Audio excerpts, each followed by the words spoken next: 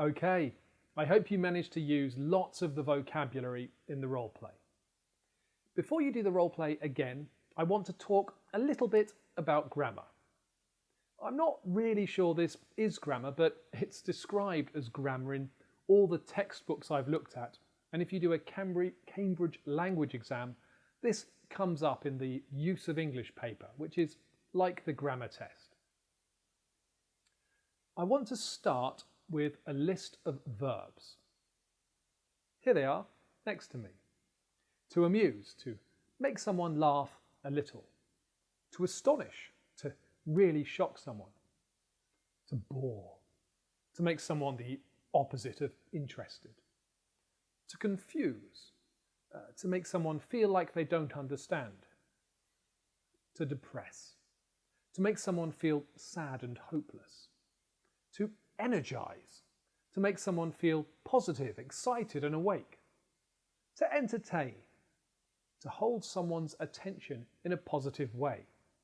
To excite, to make someone feel enthusiastic and make them want to do something. To frustrate, to make someone angry because they can't do something. To humiliate, to make someone feel ashamed and embarrassed, usually in front of people they want to respect them. To relax, to make someone feel calm and comfortable. Okay, we're going to do a quick transformation activity.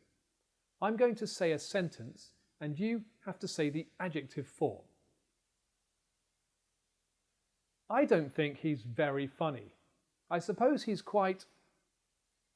I was so in that meeting, I almost fell asleep. When I saw the plans for the new office, I was... Sometimes English grammar is a bit... I had to turn off the news. It's all so at the moment. Try this new PowerShot.